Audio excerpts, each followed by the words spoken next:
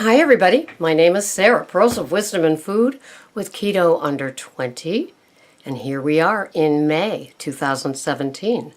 So I thought we should revisit structure, discipline, consistency.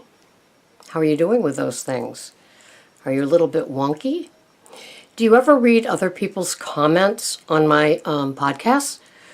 What they say below and, excuse me, the success that they have had by being structured, disciplined, and consistent. Now, this may have nothing to do with it, but it says a lot. About 20 years ago, they had a matchup of women with similar sobriety and related issues. There was like this website.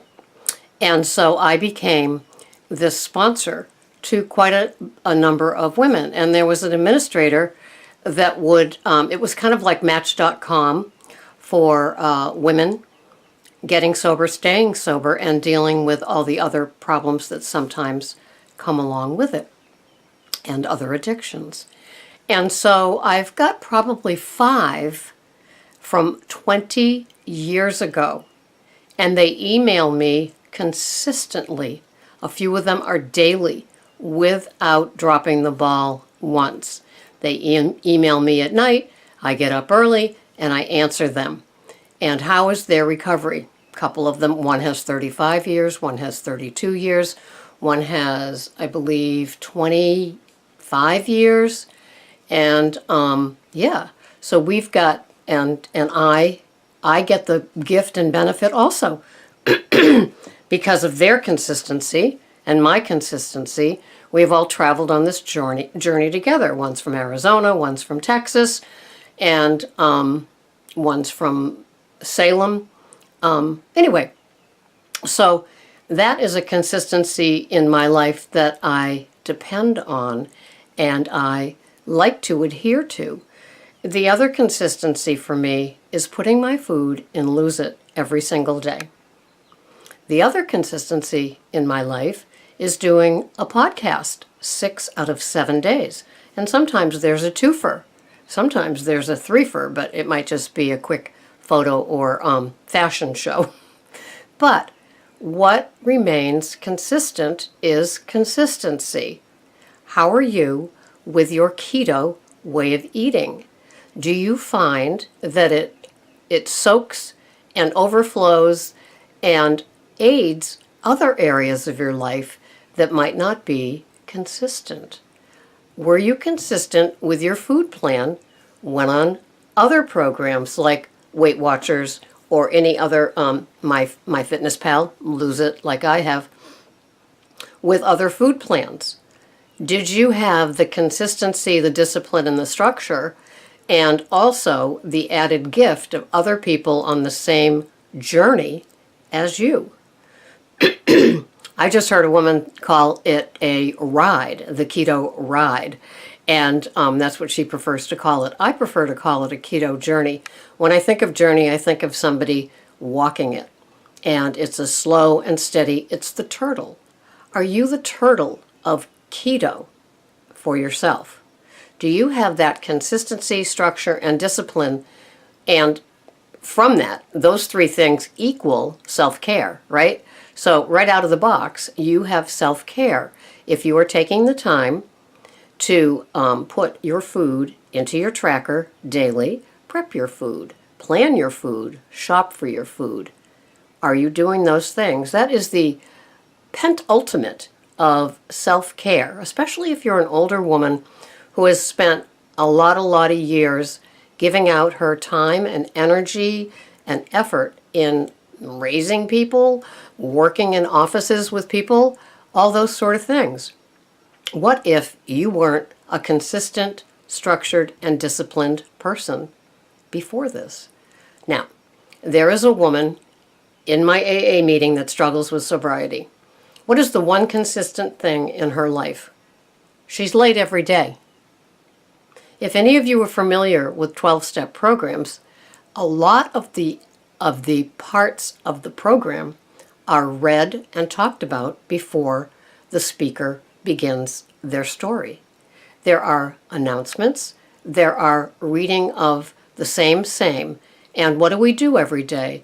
It's not a brainwashing in a sense of negativity, it's just a reminder of where we came from. And I do that when I walk in the morning. I think of where I came from with all of my food issues. I don't immediately start in with thinking, I want to be a size such and such. I want the scale to say a such and such. I want to go shopping. I want to, whatever it is that you think you deserve or want from starting keto.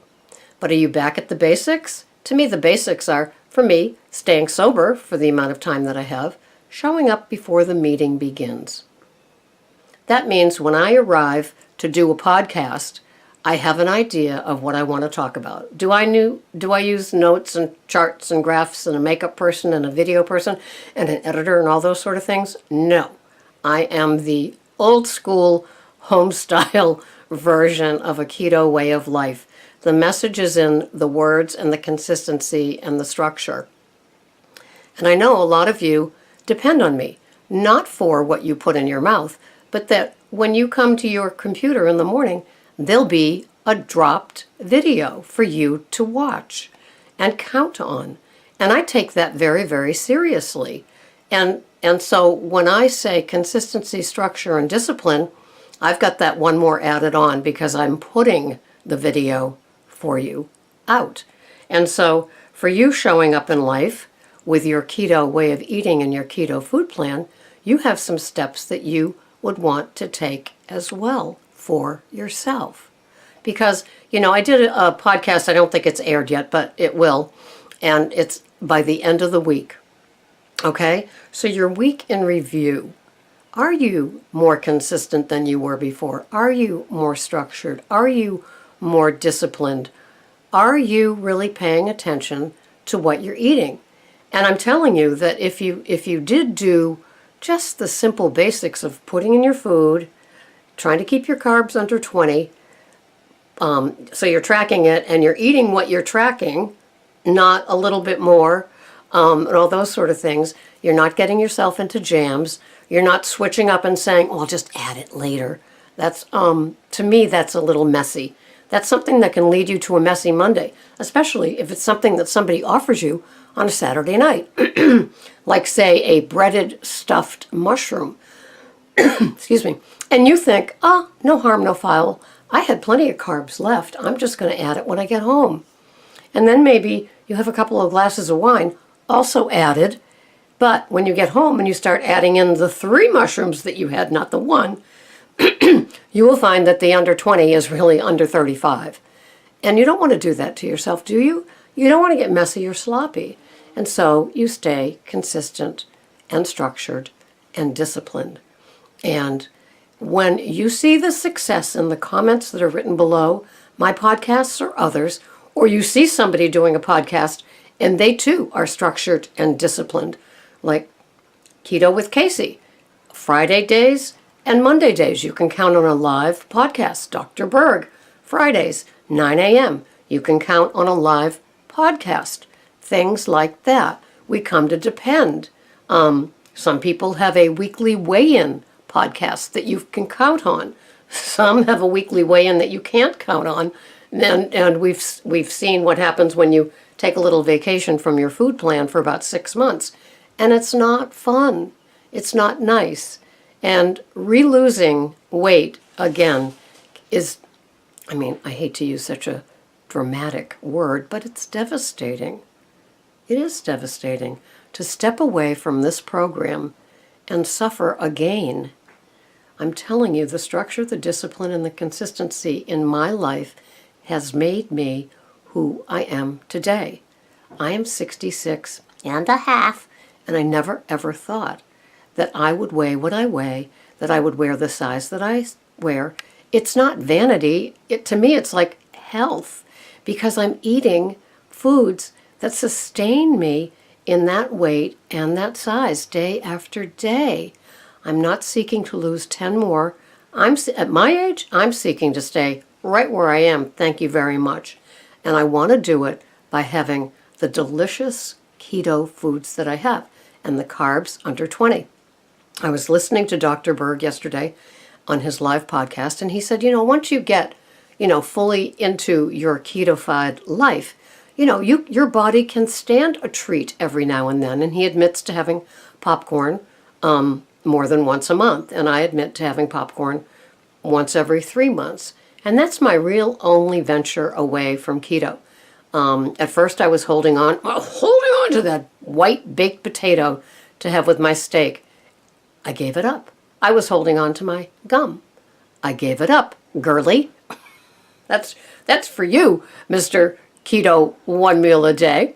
And so it's very, very interesting how and Mike is his name. Keto Mad, Ketomad. He's a nice, structured and disciplined and consistent person to listen to as well. And his wife, who does lower carb, but not keto. Correct me if I'm wrong, Mike. So anyway, we do what we do, and I consistently look at other people's podcasts. I consistently look at news feeds that are out with different, alerts and all those sort of things. I bring you things that I've discovered with food, places that you don't want to go with certain food items that could be gross to your body. I talk about the second brain a lot, which is your gut. And your gut is always seeking, to be healthy. It's your second brain. A lot of illnesses stem from an unhealthy gut. Do your research. That would be Dr. Perlmutter with brain, and where does that all come from? It comes from your gut. So we learn as we go.